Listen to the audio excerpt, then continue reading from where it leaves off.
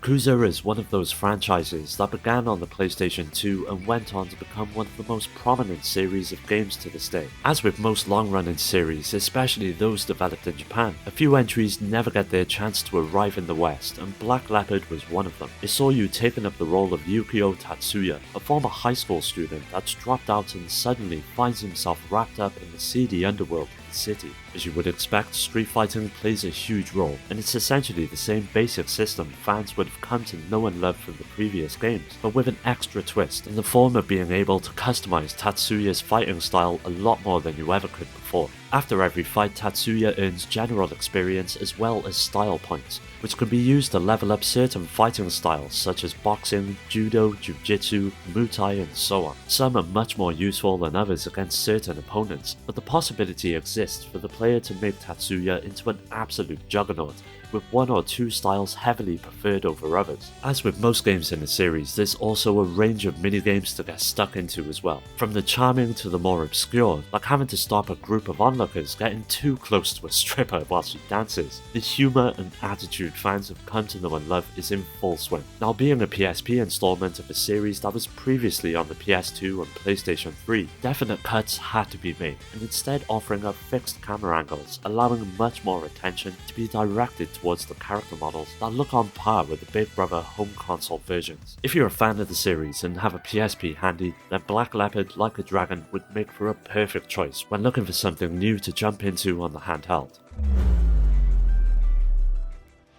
Warriors of the Lost Empire is essentially a dungeon crawler that borrows much from the likes of Dynasty Warriors, with its major focus on Musou-inspired mechanics. You get to choose from 4 different characters who naturally have their own attributes and advantages in battle. There's not much in the way of story, with your goal being to bring peace back to a land that's been in chaos since an emperor left their post to find a lifelong friend. It's not exactly going to win any Oscars, but it at least provides some context as to why you're even here. Thankfully, the gameplay more than makes up for the lack of narrative, and as with most dungeon crawlers, you'll find yourself visiting a wide variety of locations in order to grab as many new items and weapons as you can in each run. Character progression takes center stage, and as you progress through the adventure, you'll level up and be able to amend your stats to your liking, as well as what weapons you're packing. From swords to axes and bows, there's plenty on offer that'll cater to a wide variety of playstyles, allowing the player to settle into their groove and focus on what aspects they enjoy the most. Now, leveling up is where a lot of people are going to be divided on this one. This is a very simple game, and that means leveling up literally comes down to going through dungeons, beating on enemies, finding the exit to the next level, and repeating the loop until you come to the final floor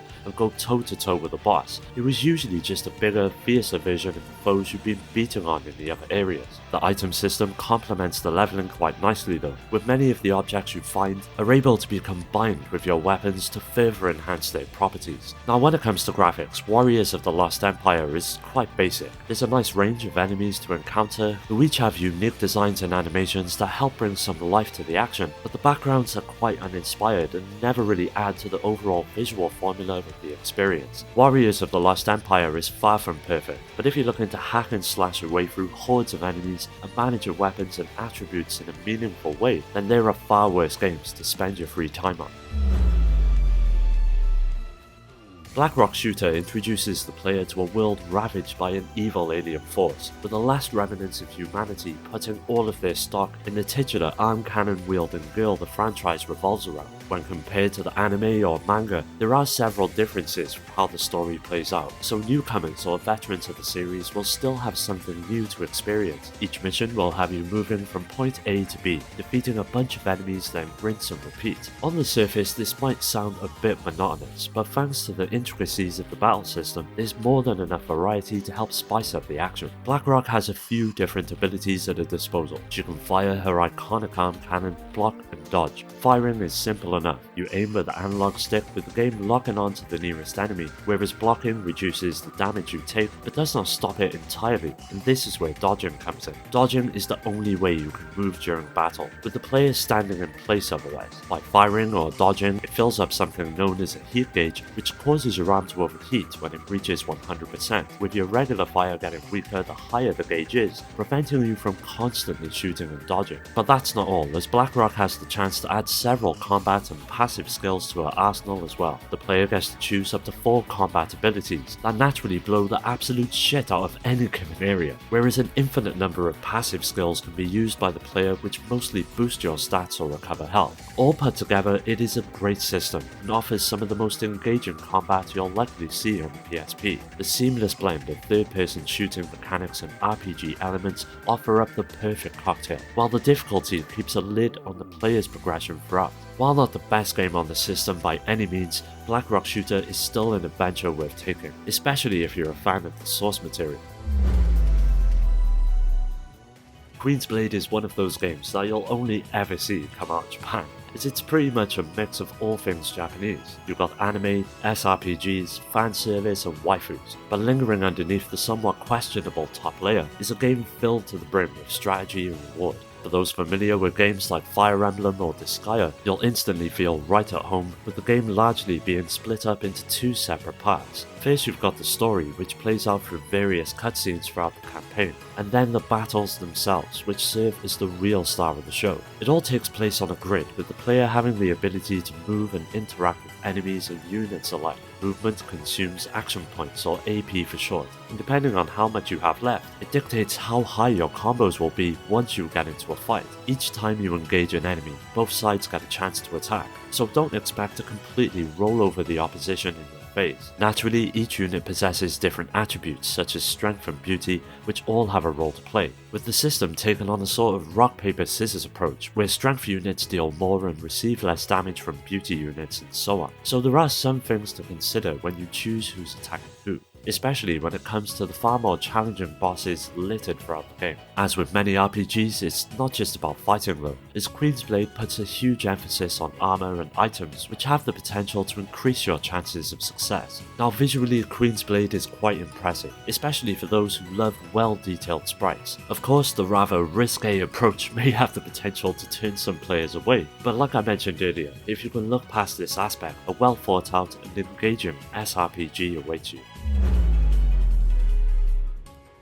The PSP was no stranger to quality shooters. With the likes of Gradius and R-Type, there was an abundance of options for players to enjoy. This no doubt contributed to some of the others largely being forgotten, and this is where Star Soldier comes in, which offered up a remake of the classic shooter for a whole new generation to enjoy. What made its take on the genre unique was the way in which the player would actually hold the PSP to play the game. It asked you to turn your screen 90 degrees to the right, essentially doubling the playing field and delivering the world's first portable Tate experience. At first this may sound like a stupid idea, but any misgivings you might have over holding the unit vertically will soon disappear once you see what the super wide display brings to the table. Fans of the shooter genre will find that Star Soldier harkens back to the no-nonsense days, when shooters were set in outer space and unconcerned with complicated weapon setups or scoring formulas. Enemies appear and fly by according to preset patterns, and you get points for blowing them up. Twin weapon setup is just right for this game because it keeps you switching between regular bullets and charge blasts, and is just underpowered enough to ensure that you need to keep your bullet and ship dodging skills as sharp as a nail. Visually, there's no doubt that Star Soldier takes advantage of the hardware to create an immersive experience. The seamless blend of 3D and 2D is incredibly easy on the eyes, and thanks to the super wide aspect ratio, you can admire the enemies' gigantic designs while you're blowing them to bits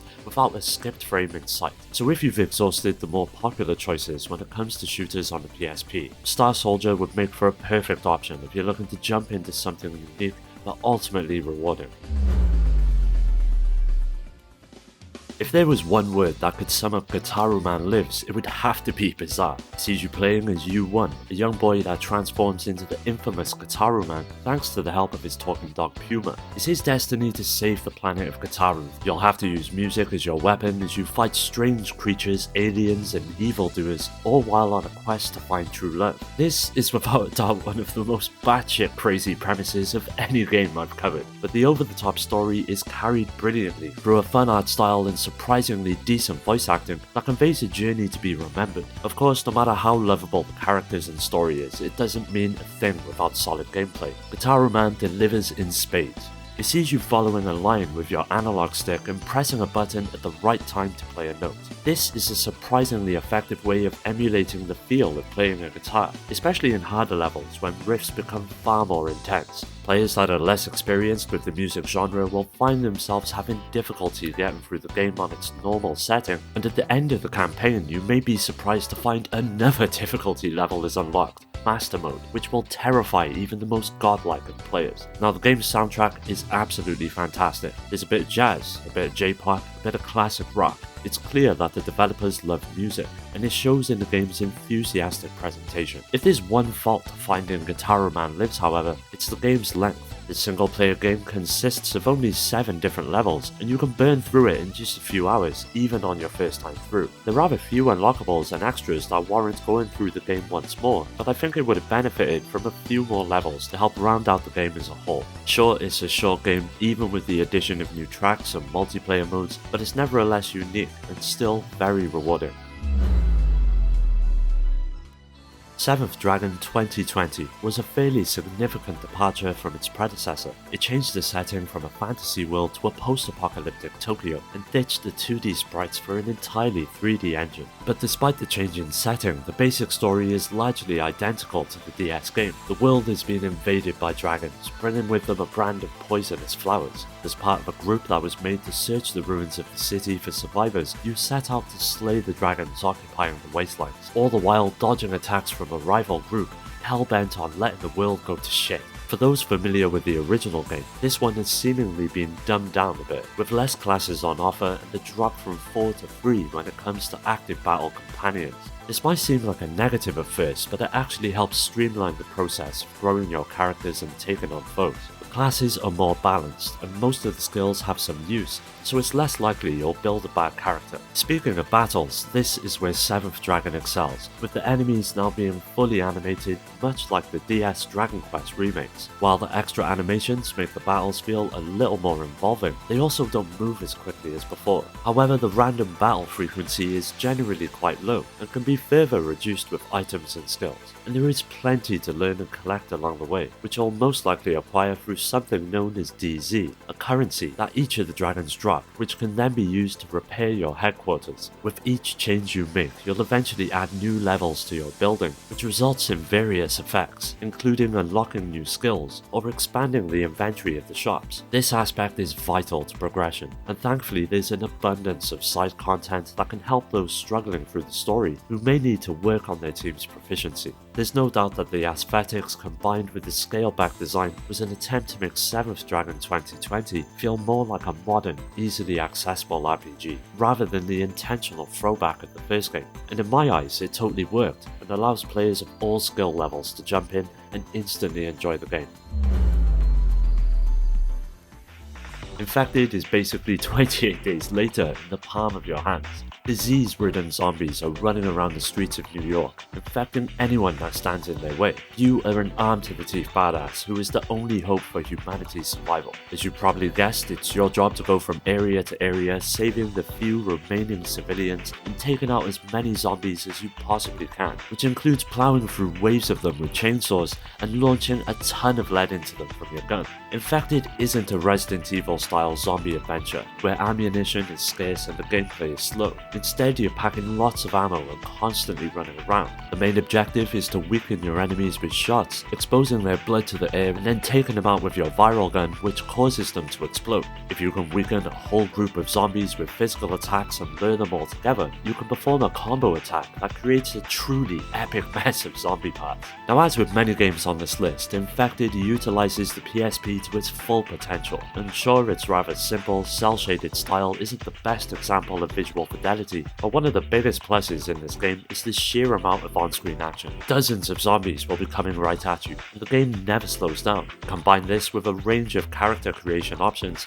and neat weapon effects like flying plasma and rockets, and I think you'll be hard-pressed to find a more competent graphics engine on the PSP. Now I couldn't finish up talking about Infected without mentioning its soundtrack, which is dominated by the likes of Slipknot, Fear Factory and Chimera, so anyone who loves heavy metal is probably going to be pretty pleased. Unfortunately, I can't play those songs in the video for obvious reasons, but the way the music almost syncs with the action just helps elevate the frantic nature of the gameplay. Infected was the type of game the PSP needed. It had just the right amount of depth to be something that was easy to come back to.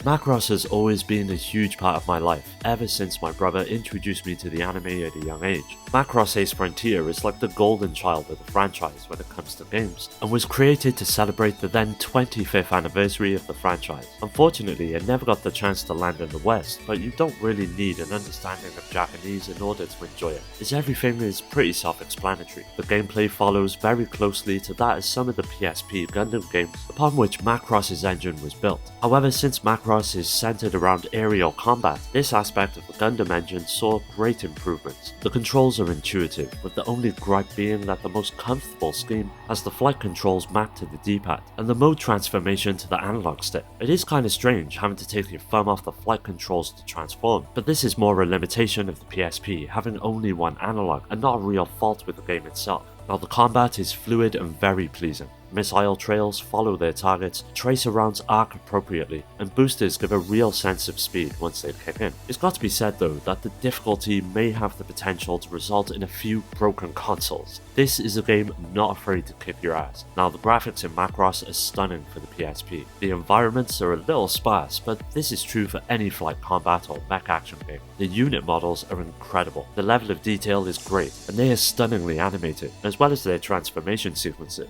So if you're fond of the likes of Ace Combat or Gundam, this one will be right up your street and will in no way disappoint. The PSP played host to a huge range of solid RPGs, but if there is one that has largely been lost to the annals of time, it has to be Last Ranker. Now it sees you filling the shoes of a young man named Zig, who is seemingly tired of the traditions of his hometown and seeks adventure instead. The opportunity presents itself in the form of joining the Rangers, a group of powerful warriors tasked with the protection of the land. The main objective of the game is to increase your rank and ultimately become a member of the 8 legendary warriors within the Rangers. Pretty standard stuff, but what makes the game stand out is without a doubt its gameplay. Battles are mostly random encounters, but unlike most RPGs where you have party members, it's a completely solo affair. When a battle does start, you don't see a screen filled with status bars. Instead, there's only your HP and SP. Every action you perform costs SP, but fortunately it replenishes itself, so most of the time you'll find yourself staring at the bar since you can't move your character. Of course, this also means it's flexible about how you fight, and there is actually some timing involved.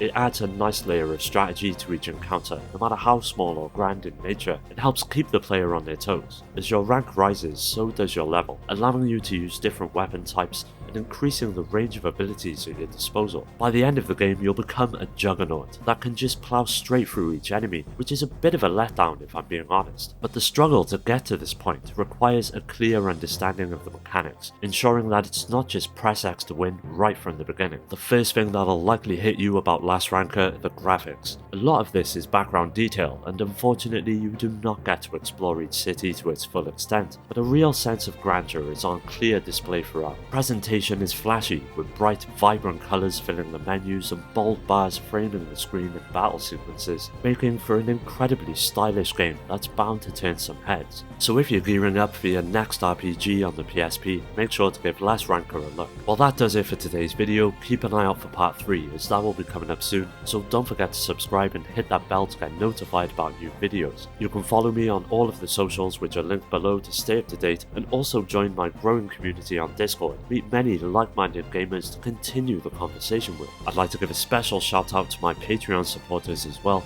Rhino, Skill Jim, Shuden, Richard, Don't Tell Me What to Do, Daniel, Paul, Dio, Omar, Strider, Pierre, Carl, Awesome Jacket Dude, GameCube Galaxy, Alex and Pally J for their continued support that helps make these videos possible. If you're interested in joining my Discord or supporting the channel through Patreon, you'll find all of those links down below. As always, thanks for taking the time to watch the video. I will catch you next time.